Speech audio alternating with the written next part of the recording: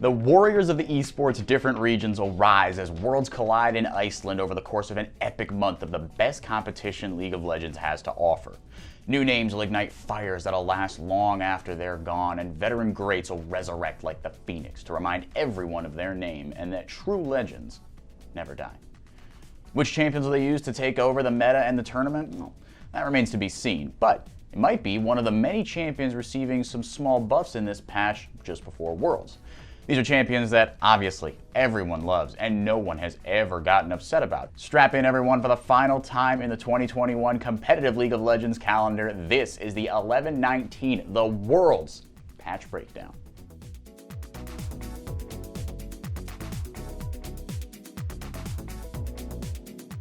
Controversial as ever, Aatrox is back, or at least Riot hopes so.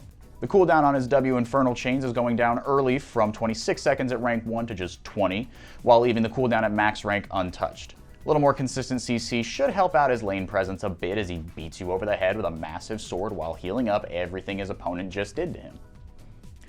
Akali buffs. Deep breath, everyone. Her abilities aren't getting touched, just her health scaling. Her base health regen per 5 seconds is going from 8 to 9, and that HP per 5 amount will now go up by 0.9 per level instead of 0.5, which, if my math is right, should leave her final health regen per 5 seconds at 24.3 at level 18 instead of the 16.5 that it currently tops out at. Cho'Gath is getting some slight buffs as well, with the cooldown on his Q, Rupture, going from 7 seconds to 6 seconds at all ranks. Tiny buffs for such a big guy, yes it is. Fizz got some substantial changes in 11-18 with the goal of making his gameplay feel a little more pro-friendly by shifting his power away from his ult, a moderate speed skill shot, and more towards his passive and W, which are the more skill-expressive parts of his kit. Well, those are gone. They've been reverted as, according to devs, the changes actually made his MMR skew even more towards low elo play. So instead, along with those reverted changes, his E cooldown is now 16 to 8 seconds instead of 16 to 10. Galio's getting slight buffs despite him being a decently common mid lane and support pick that provides the semi-global presence that's so valuable at the highest level. The cooldown on his taunt, his W, Shield of Durand, is going from a flat 18 seconds to 18 to 16 seconds. The value he provides in the early and mid game all over the map via his ultimate is already immense, but this should help keep his most impactful team fighting ability off cooldown just that little bit more often in the late game. Gragas is an incredibly flexible champion that always keeps you guessing in draft, but just hasn't seen quite the same presence in pro play as he did in early Season 11. So, Riot is buffing the AP ratio on the damage the empowered auto on his W does from 60% to 70%.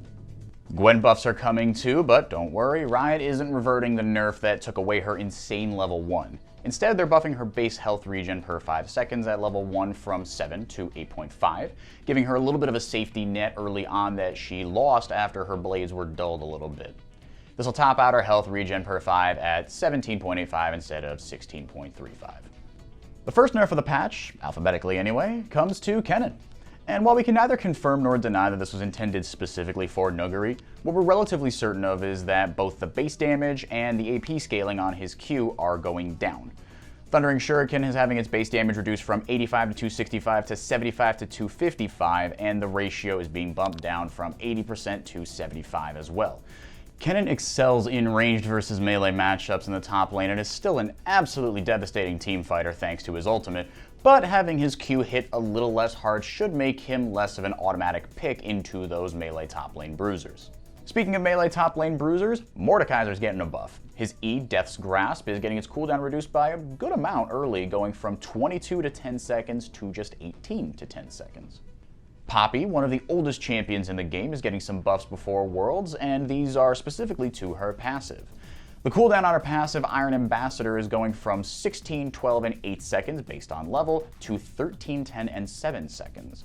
Riot hopes that the incredible disengage that she can provide team compositions via her ult, and to a lesser extent her ability to interrupt dashes, should hopefully see more play at the highest level with these changes.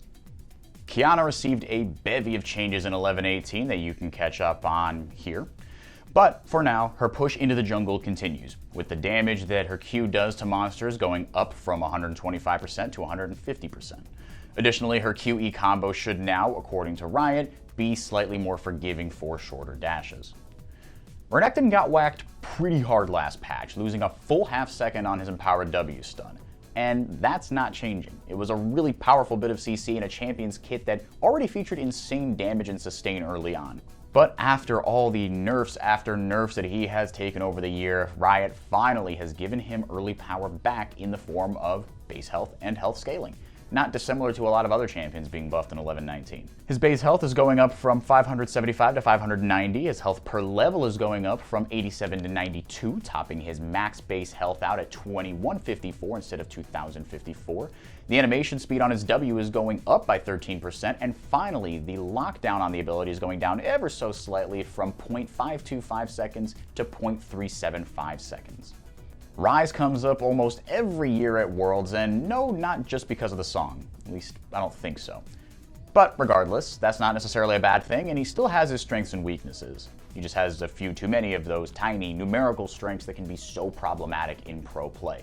So the AP ratio on his Q is going down a bit from 45% to 40%, and the cooldown on his E is going from 3.25 to 2.25 seconds to 3.5 to 2.5 seconds. Just a quarter second at each rank, but those are the margins we're dealing with here. Sejuani, the eternal harbinger of a tank and gank jungler meta, has not harbinged quite enough these days, and as a result, the cooldown on her Q, Arctic Assault, is going down by 2 seconds early from 20 to 12 seconds across all ranks to 18 to 12 seconds, and the ability's base damage is up by 10 at all ranks, going from 80 to 280 to 90 to 290. Seraphine is getting a buff just in time for her Encore performance, and it's a pretty simple one. The cooldown on her ult, Encore, is going down by 20 seconds at all ranks. That's pretty big. Instead of 180 to 120 seconds, the cooldown is now just 160 to 100 seconds. Sion is getting a buff to his W, Soul Furnace. More specifically, the base amount on his shield is going up by 10 at all ranks from 50 to 150 to 60 to 160. Post-rework Sona landed apparently exactly where Riot wanted her, so the only thing that's changing for her going into Worlds is a slight nerf on her base armor, moving it from 28 to 26. Just heal through the damage for Pete's sake, you don't need the armor. She's also getting 2 bug fixes that might feel like nerfs. Her Q no longer hits enemies that she can't see, that seems silly, and the slow on her E now no longer ignores slow reducing effects. Soraka's last change was a pretty huge buff to her ult, as Riot changed it to remove grievous wounds from its target if it was there before applying an already pretty huge heal. The grievous wounds removal is staying, but the base amount that the ability heals for is getting nerfed, going from 150 to 350 to 130 to 300. SYLAS got bonked on the head with a nerf hammer recently, but is getting some power back in other areas. Specifically, his base mana is going up from 280 to 310, and his mana regen per 5 seconds is going up from 7 to 8, topping out at 21.6 mana restored per 5 seconds at level 18. Last, and honestly maybe least, it's Varus. He's the only champion in the 11-19 changes receiving a nerf who also got nerfed in patch 11-18. This time it's admittedly a smaller nerf, but still, ouch. The cooldown on his Q, Piercing Arrow, is going down from 16 to 10 seconds to 16 to 12. For everything else hitting the Rift in patch 11-19, as well as what the pros do on them at Worlds all through the month of October, stay tuned on our website and of course here on our YouTube channel for everything League of Legends related and beyond.